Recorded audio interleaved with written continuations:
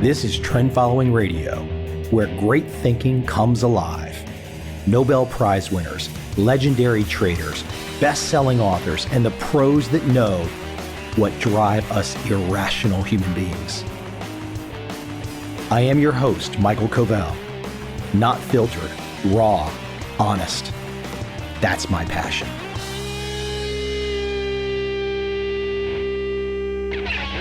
My guest today, Art Markman, has an interesting, shall I say, bipolar background. A professor of psychology and marketing at the University of Texas, Austin. And one little side tangent. I've not been to Austin for a long time, but Austin always feels cool. I've always had a nice time every damn time I've been to Austin. Away from my little travel tangent and back to my guest, Art Markman, and his book that we will discuss today, Bring Your Brain to Work Using Cognitive Science to Get a Job, Do It Well, and Advance Your Career. Art makes the case across his writing, across his research, that to succeed at work, first you need to understand your own brain. What is going on? For example, we know that psychology can teach us much about our behaviors and the challenges relevant to work and heck, any endeavor in life, such as making better decisions, influencing people, dealing with stress. But so many pieces of advice out there, man, they just go the wrong direction. I really like the down-to-earth, detailed research that Art has put together, because that neuroscience understanding, and we talk about it in this conversation, is about far more than just getting a job. It's about having a great life. Let's jump right into my conversation with Art Markman as we discuss his book, Bring Your Brain to Work Using Cognitive Science to Get a Job, Do It Well, and Advance Your Career. And yes, one last little thought. It applies to entrepreneurs too. It applies to crazy people like me. Art's work is for everyone. I hope you enjoy this conversation with Art Markman.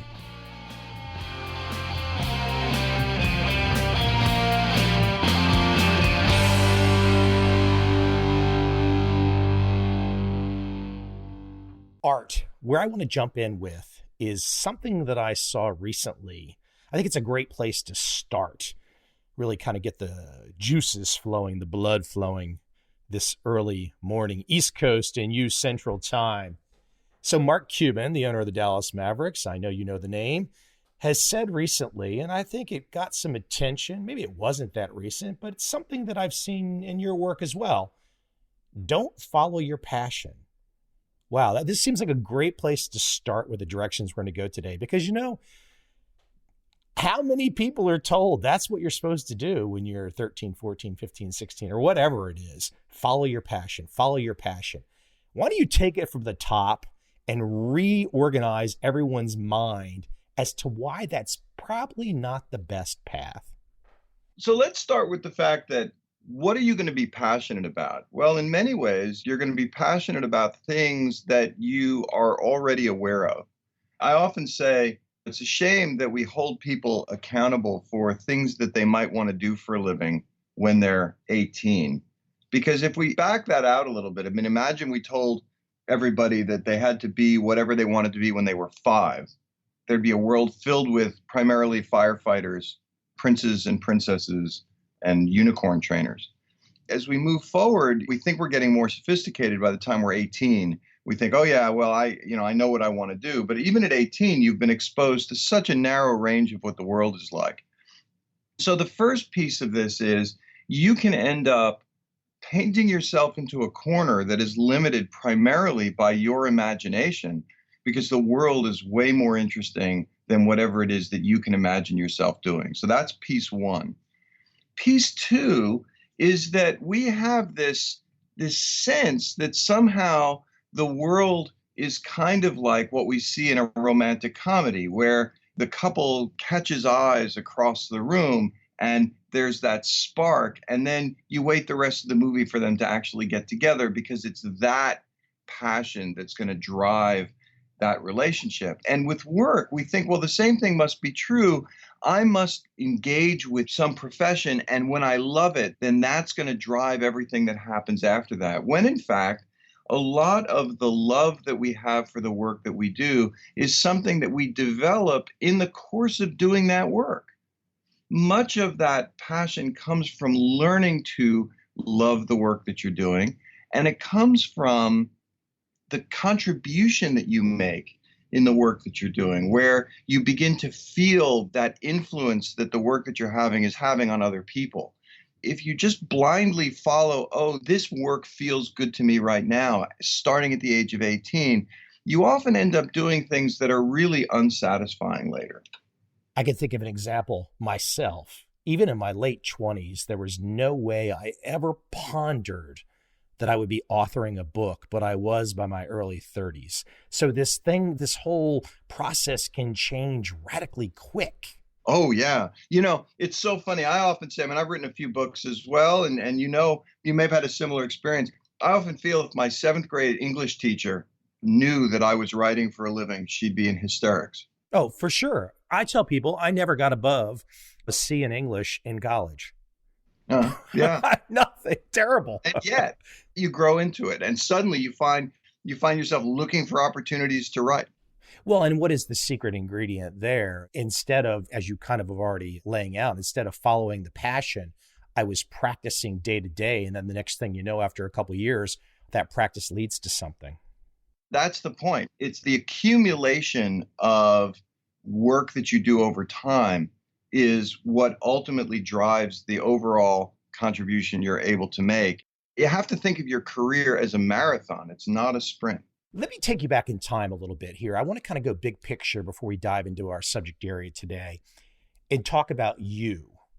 I've seen the headlines that you've always been motivated. Well, I say always isn't the best word, but you've been motivated for a long time to look at how people see things in a similar fashion or how they see things similarly. How did that come to be? What was the drive? What was that fascination that was driving you to look at how people see things in a similar fashion? That was a combination of where I came from intellectually in becoming a psychologist, then dumb luck, which is probably a good parable for life in general. I actually started out in college largely studying computers. This was the 80s, and I was really interested in artificial intelligence. In 1987, 88, computers were pretty slow and stupid. As interested as I was in how you could get a computer to represent the knowledge about the world that it might need to navigate that world, you just weren't going to be able to get a computer to do the kinds of more interesting things that they can do now with access to so much data and access to so much speed. So I decided, well, I was going to study psychology.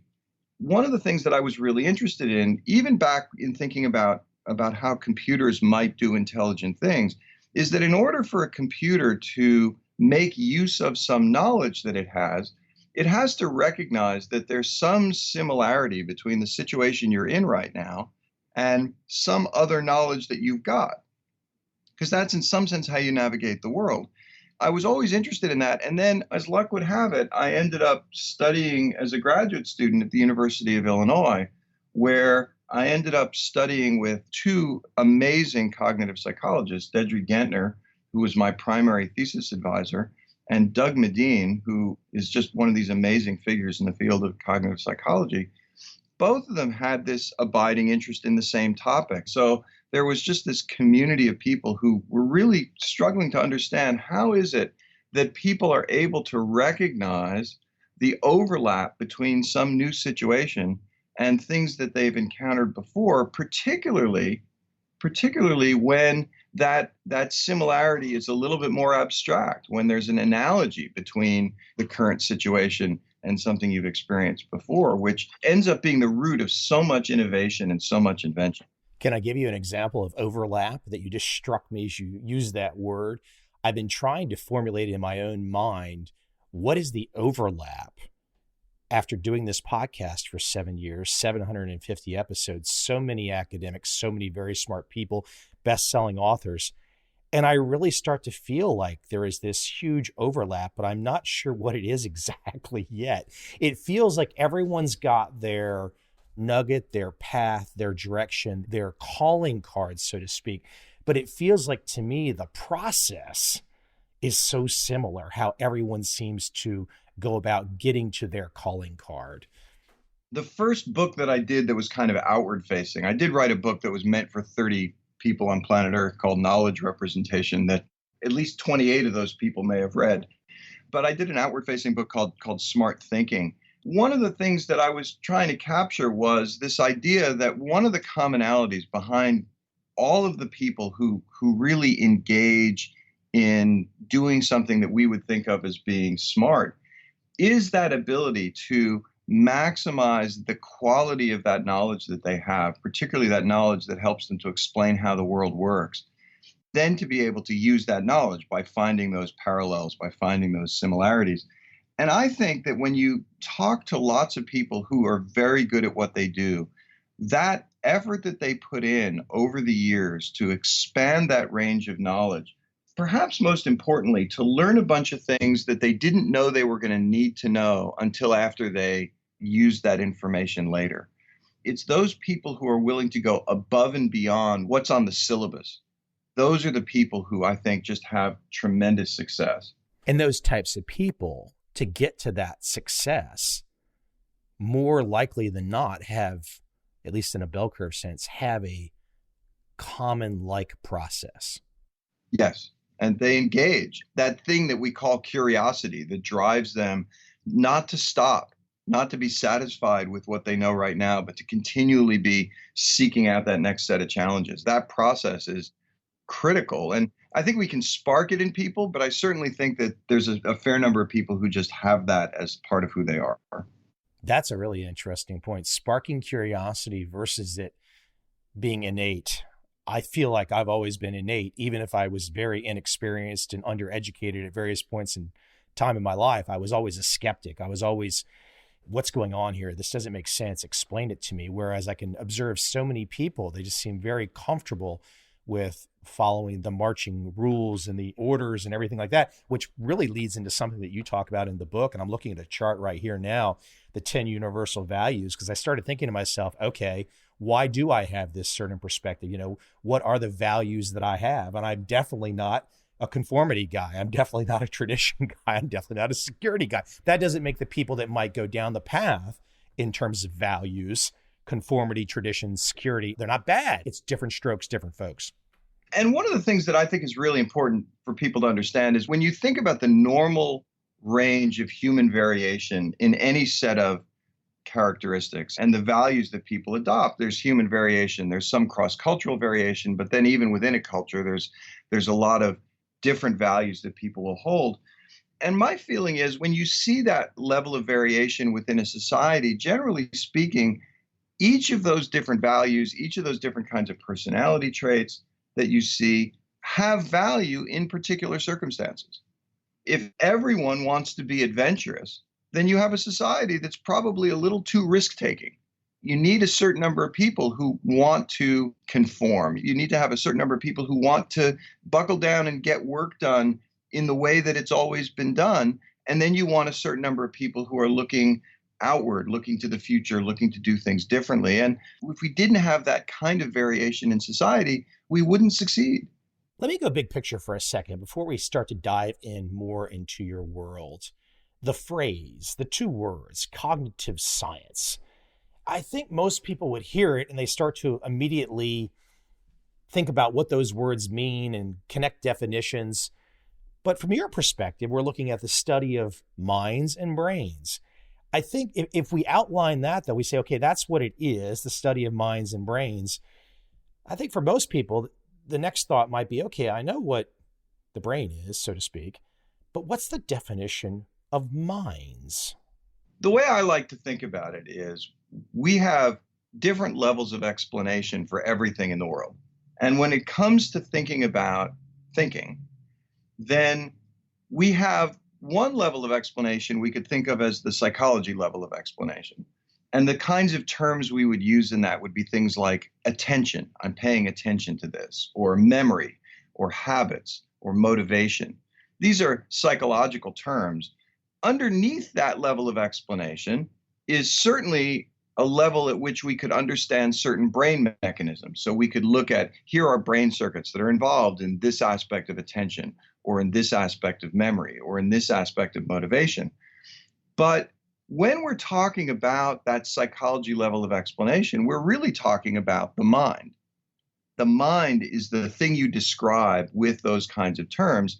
And then the brain is the thing that you describe when you're talking about the regions of the brain that are engaged with or involved with particular kinds of processes. I think it's a very helpful distinction to make in order to really separate those levels of explanation and then to understand how they reinforce each other. I mean, as a scientist, you need to be able to shuttle back and forth between both of them, because you can't understand what the brain is doing unless you have some sense of how behavior happens.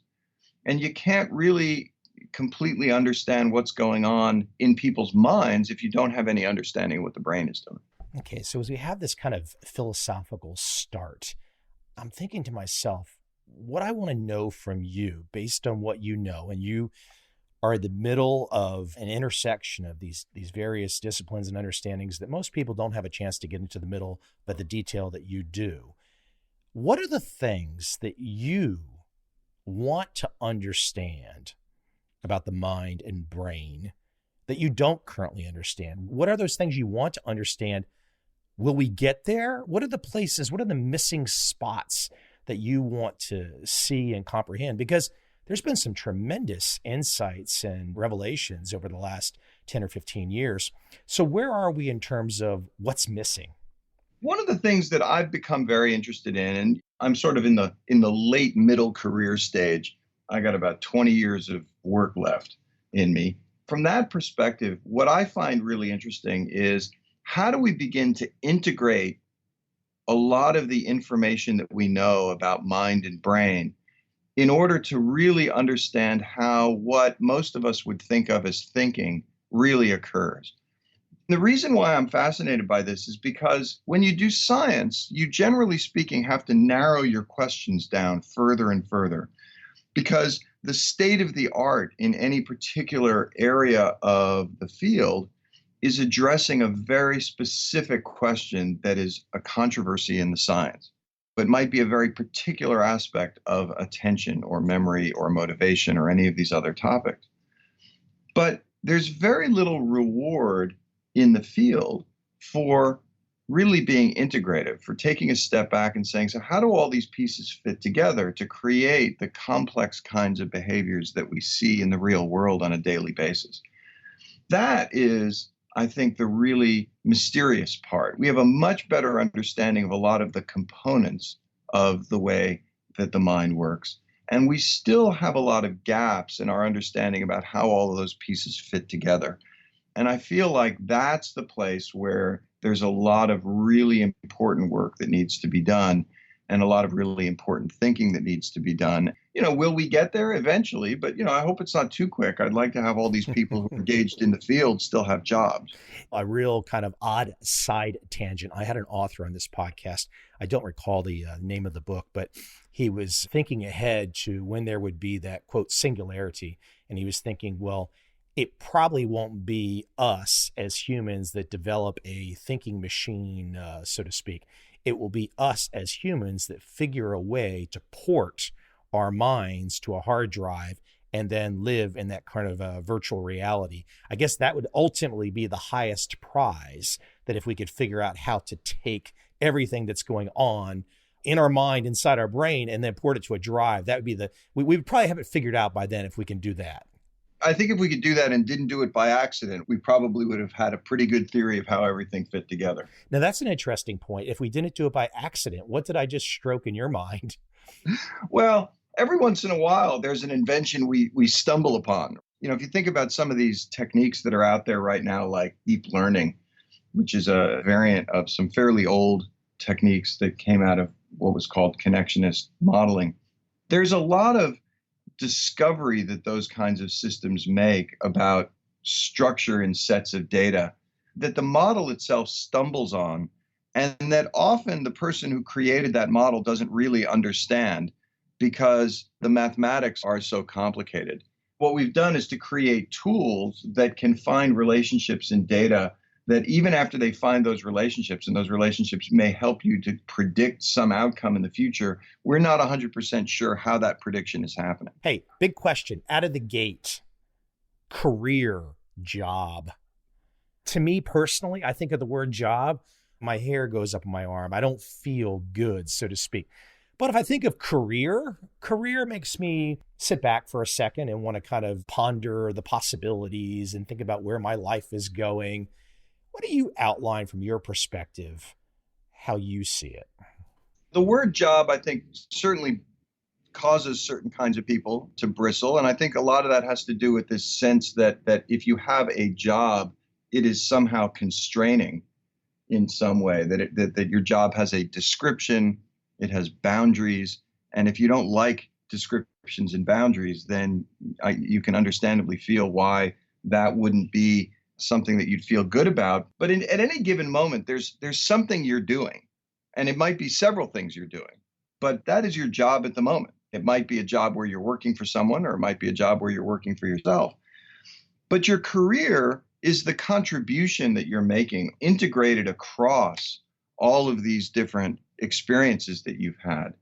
It's much harder to define, to the point where the Bureau of Labor Statistics has given up trying to figure out what a career is. So they only focus on jobs and just ask, what are you doing right now? But I think that understanding your career as an individual is important, because at the end of the day, all of us want to be able to look at what we've done and feel like we're making some contribution to the world.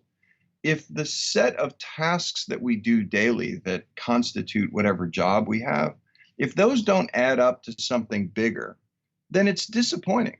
And those are the folks who really are prone to the kind of TGIF mentality of, I'm going to make it to Friday at 5 o'clock, and then my life is going to begin. Where are we in terms of the data, survey research, to understand what percentage, let's just say, of the American workforce are the thank God it's Friday folks?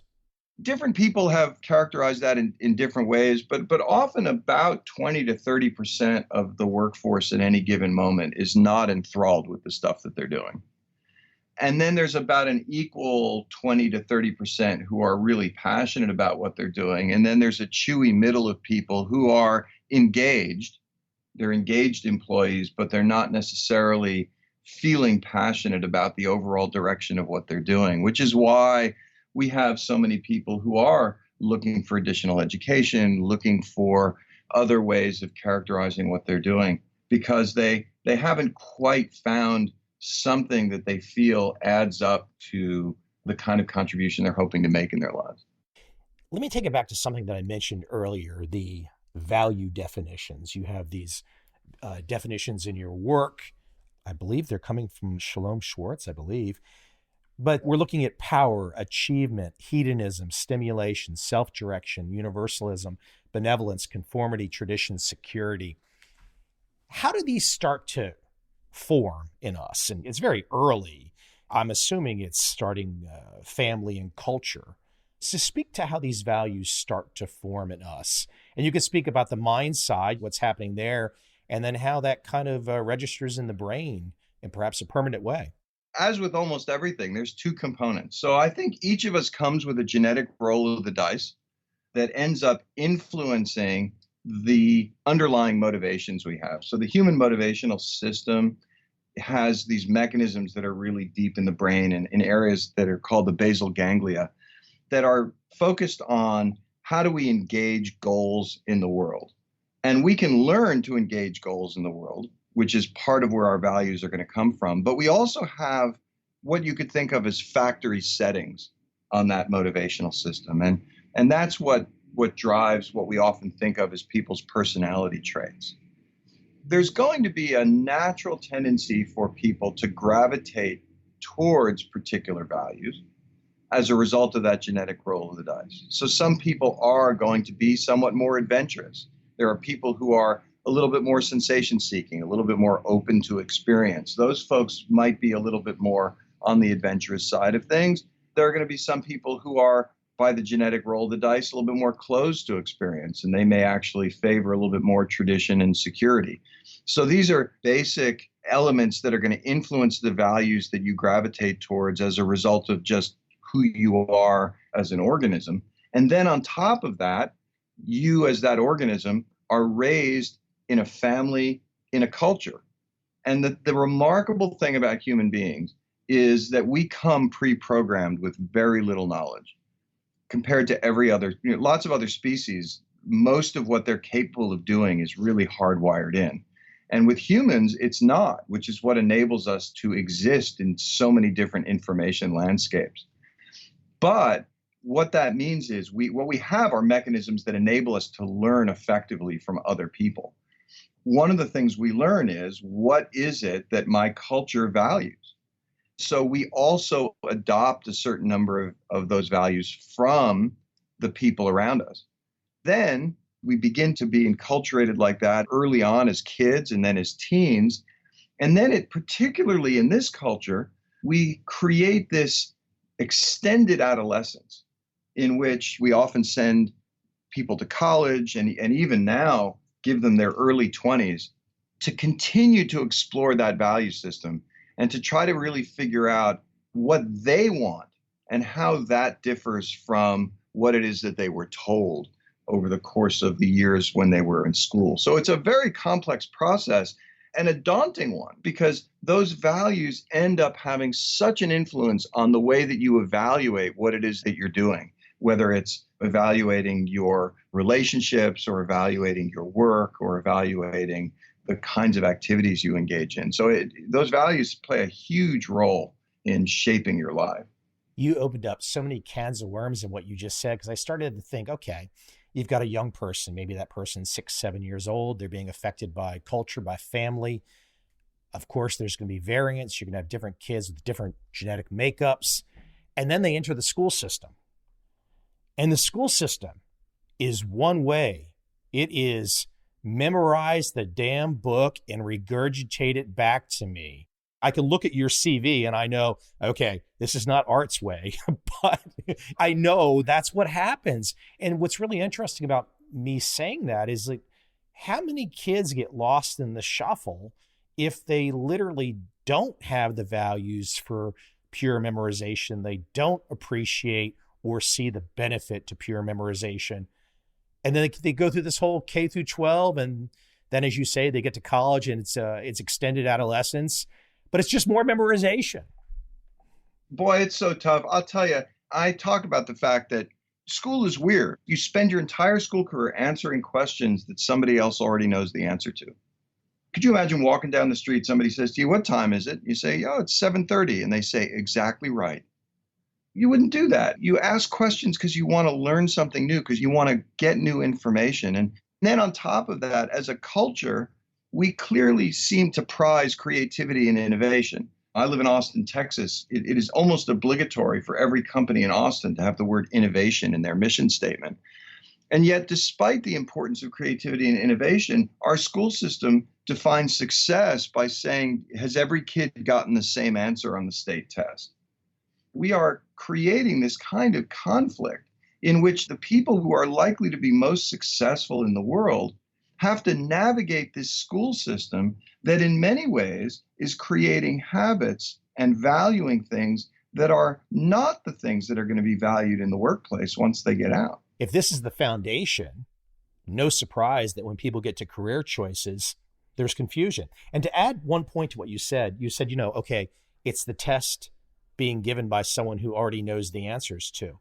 Well, that gets to be controversial, because if the question is 2 + 2 =, okay, that's not really debatable.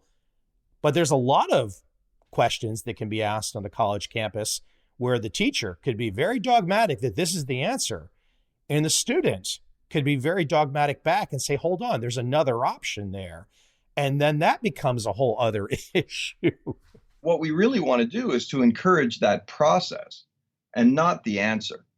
What we want people to do is to have methods for solving problems. That's actually what when I mentioned earlier about the commonality of the podcast guest on this podcast, that's probably the biggest one, is people thinking in terms of a process versus an outcome. And I'm sure you would add to this in terms of a career. Your career becomes a process. It's not the end. And I would love for you to outline something you say in your book where you talk about a success, the noun, versus to succeed, the verb. We often look towards this idea of, oh, we want to find somebody who's a success. There's a fascinating concept in psychology that actually was developed initially by Doug Medine, who I mentioned earlier, which is this concept of psychological essentialism. And essentialism is a philosophical stance that says that underlying the various concepts we have is some essence. So there's something that would make something a chair or a cat or whatever it is. Now, leave aside the philosophy. When we use nouns, we often assume that we have used that noun because the thing that we label with that noun has some essence. And this is particularly important when it comes to the labels we put on people. So I often say you can use this as a bit of an insult if you want. You could say, is John a painter? And you could say somewhat dismissively, well, he paints. Well, why would that work as an insult? Because when I say John is a painter, I don't just mean he paints, but that he's got some essence to him that makes him essence a painter. Now, why am I saying all this? Well, because if I use the word success, I assume there must be some essence of this person that made them a success. So it papers over all of the effort, all of the work, all of the process that goes into having some success, and just says this person has this essence of being someone who's going to be successful. And that can be extraordinarily demotivating for most people, because you look at the people you admire and you think, well, they must have something I don't. Primarily what they have that you don't is experience. You have to engage in that process of learning, of engaging with people who are successful and finding out how they tick, of trying things and being willing to fail at them. All of those elements that are such a critical part of moving forward towards some big goal. And when you think about it as a process, then it's much less daunting, because at no point do you ask yourself, am I a success? Although at some point you might wake up and look around and think, you know what, I've done okay. I'm looking at a phrase that I jotted down from your book, and you've got these jazz asides in your work. And I love this one in particular. After you blow a note, it's gone. Now that is, I mean, definition of a sunk cost, but that is one of those processes that a successful person has probably figured out. So if you say somebody is successful, as you point out, well, that's only so useful. But if we start to talk about what does it mean to succeed, well, we're going to find out that after you blow a note, it's gone is right there in the toolkit of everyone that does find success. You know, what's interesting about that phrase is in the book, I talk about it primarily in terms of overcoming mistakes, but it's equally true for successes. This phrase comes out of the fact, I mean, I should step back and say I took up the saxophone in my mid-30s as a way, I think, of humiliating myself, because it turns out it's a hard instrument to learn to play. As my 7-year-old son at the time said to me, it sounds like you're moving chairs in the kitchen. One of the things that my saxophone teacher, who was a really great player, I would get frustrated with myself. I'd play some really sour note and he would just put his hand to his ear and he would say, it's gone, get on with it. And I think that a lot of us can get caught up in an error that we've made, or be so worried about making a mistake that we don't even try. So we end up reliving those past failures. But I should point out that really successful people are also not particularly enamored of their successes. So they don't also hold on to the sweet note that they blew. They're constantly looking for the next one, the next thing that they can achieve. And I think that we have to recognize that when you're engaged in that kind of process, you're learning from those failures. You can enjoy those successes and try to learn from those as well, but you got to move on to the next thing. I think it was 4th or 5th grade. The only instrument I ever attempted to play was a saxophone. I think I went to one recital, sat in the back of the thing and hid behind the music sheet and tried to blow and make a lot of noise. And then I think I gave up after that. But I appreciate you trying to make it work with the sax. But staying at that point, after you blow a note, it's gone. That's so nice because, and you mentioned the successful people not wanting to think about their successes. Perhaps that has something to do with the fact is that so often success is not predictable. And so often success is really back to like swinging a baseball bat. It's about, you have to be up there taking the cuts and knowing you're going to have a certain amount of errors, mistakes, non-successes, but you have to be up there swinging to get the home runs.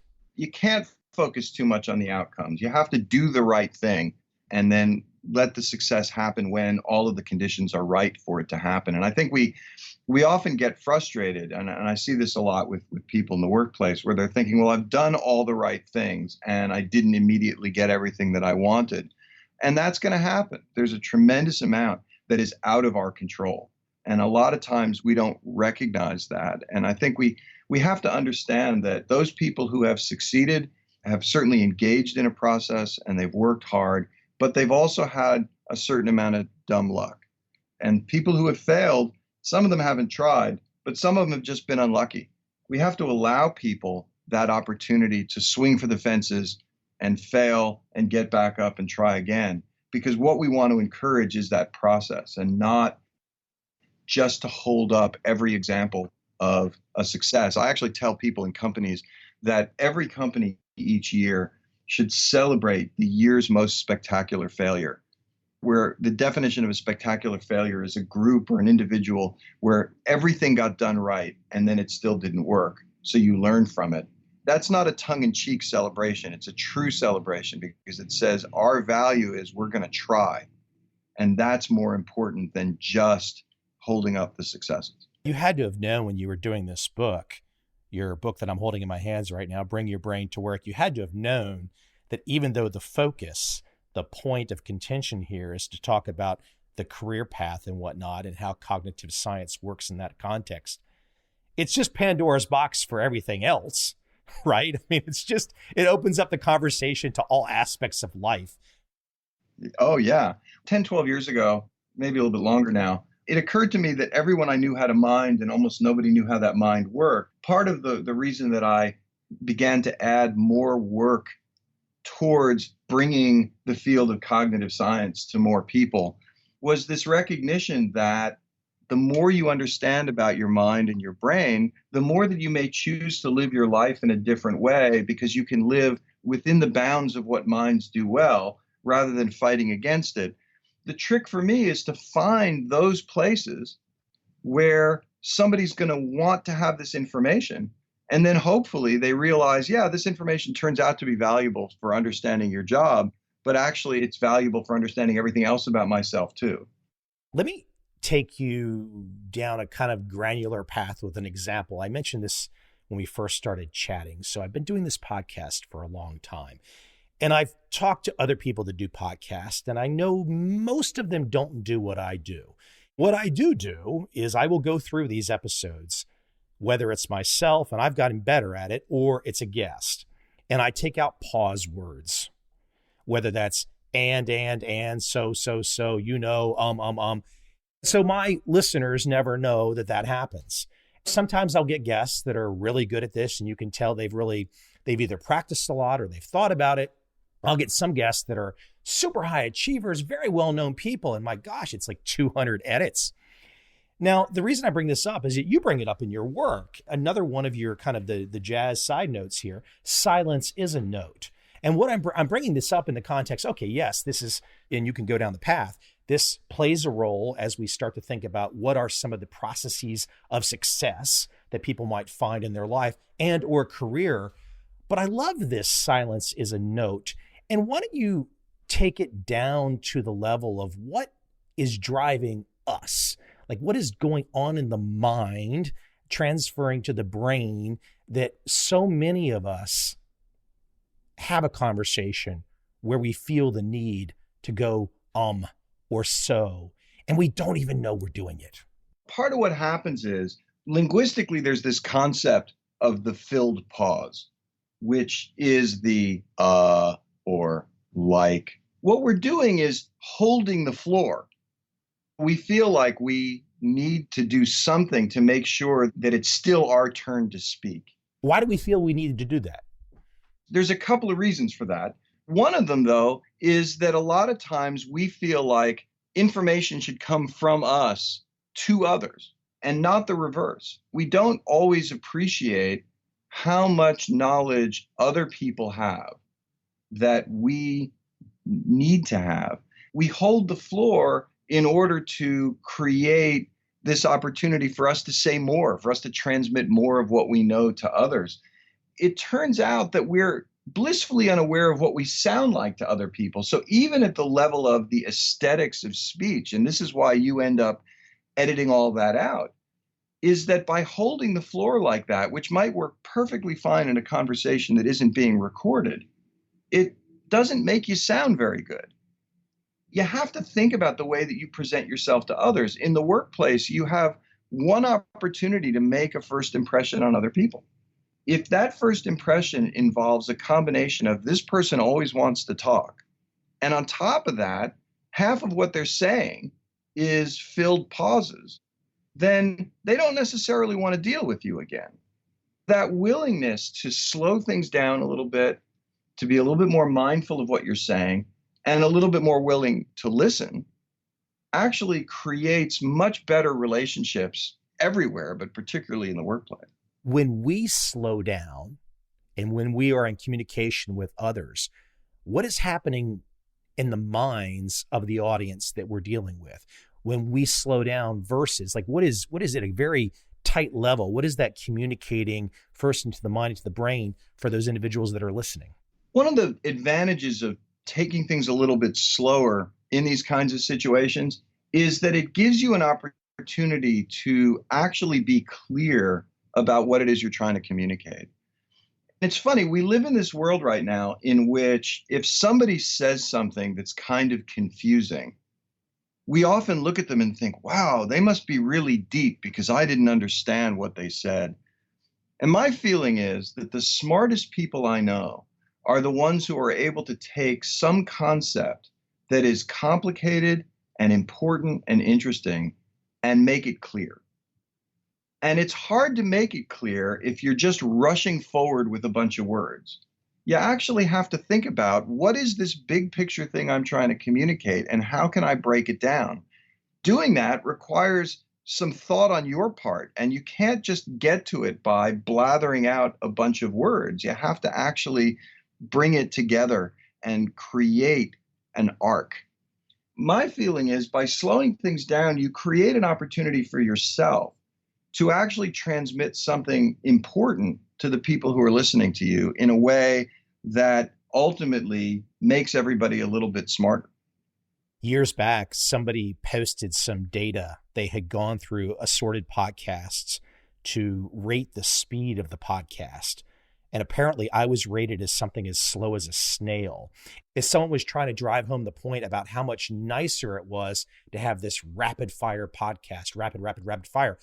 Now, on the flip side, I watched somebody like Joe Rogan's podcast, and Joe Rogan is very leisurely with his podcast. And I think, to me, without knowing your work and without knowing the science behind it, I just naturally find that leisurely approach much more engaging and interesting and calming and insightful. It gives you a chance to think. I mean, it's sort of like speed reading. There was that whole rage, particularly back in the 70s and 80s, of speed reading. And it turns out that while you can cast your eyes over a lot of words very quickly, it actually takes your brain a little bit of time to think through the implications of what you've just read. If people are going back rapid fire, back and forth on a podcast, what happened? Well, you might be entertained by that, but it hasn't given you as the listener much opportunity to actually think about what it was that's being said, to react to it, and to truly learn from it, which is one of the reasons why people will listen to podcasts or TED Talks or other things like that, and later they will remember having listened or watched it, but they don't actually remember much of the content because they themselves didn't really get to do too much work in the process of hearing it. And if you don't do any work, your brain decides this is probably not information I need to know.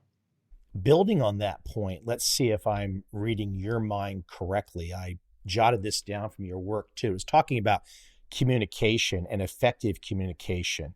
As you say it, this could be in the context of office environment, small group, whatever, but the best communication, small numbers in visual contact. I can't see you right now. We could have looked at each other on Skype, but we're not. Perhaps this changes to some degree, and there's some variance depending on the skill and understanding of the participants. But overall, you're saying big picture, bell curve, small numbers and visual contact. Why is that? Language and conversation is largely a negotiated process. Language itself is telegraphic. We can't include all of the details that we mean when we say things. We're trying to help create a concept in the mind of the listener through the words that we're using. And there are lots of opportunities for miscommunication. The way that we correct those miscommunications most of the time is by engaging in a conversation and a back and forth. So if you misunderstand something, you can ask me a question to correct that. More importantly, when we're in visual contact, you can even just look quizzical.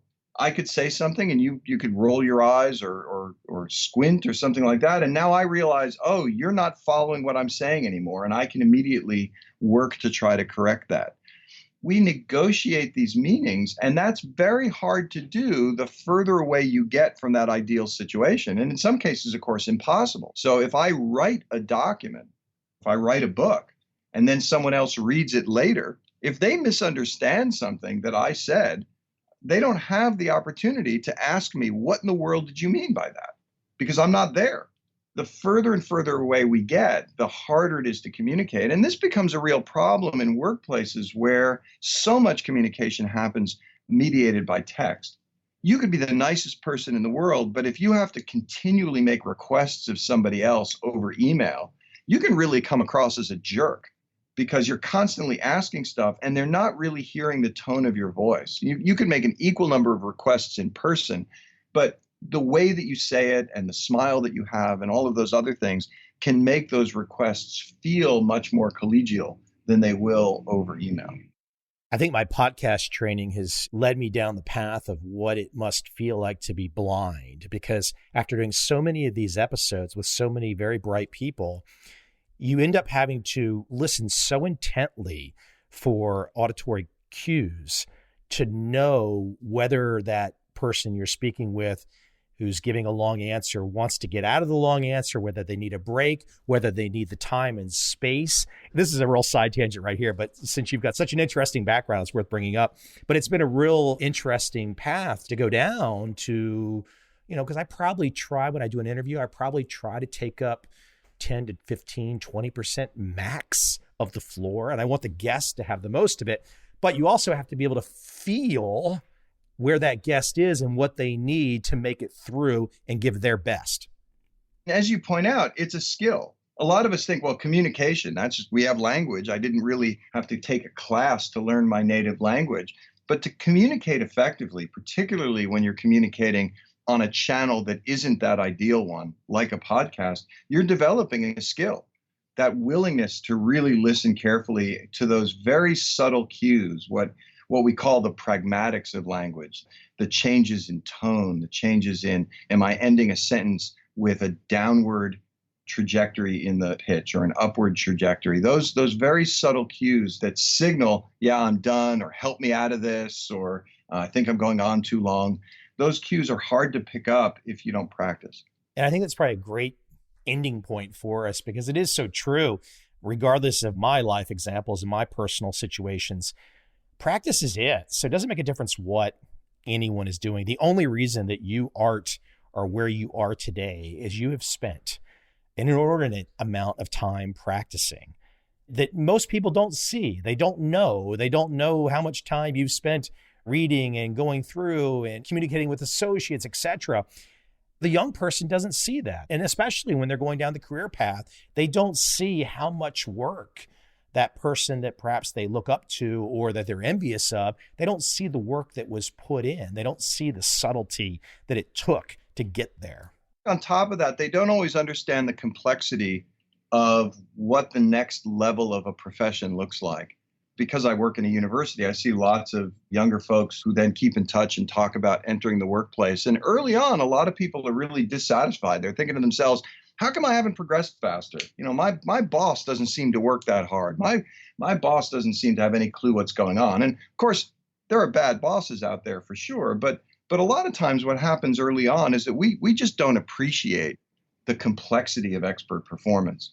It's valuable to have patience to learn exactly what is entailed to rise to the next level in anything, particularly a career, because you don't want to put yourself in a position where you sorely underestimated how much you need to know in order to be able to do something and fall flat, not because of a lack of willingness to work hard, but because you've reached a place where you don't have the right level of preparation.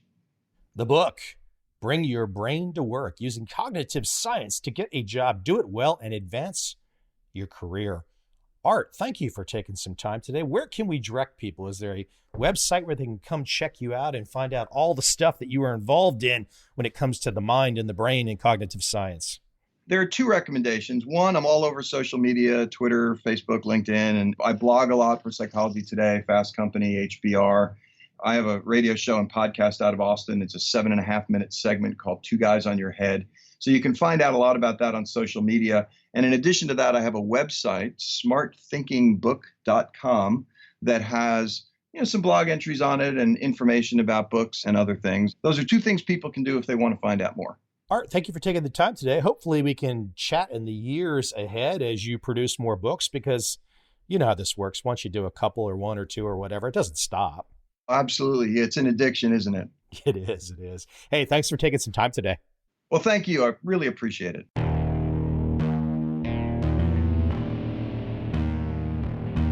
I see a time when those awake will understand how to make money in up, down, and surprise markets. Whether new trader or experienced, college student or financial advisor, protecting against a crash or just trying to make a lot of money, trend following offers everyone an answer in uncertain times. To get started immediately, send me an email, michael@covel.com. I will send you the right trend following steps to take along with my free video. But if you want to buy and hold, trust the government and trust Wall Street, this is absolutely not for you.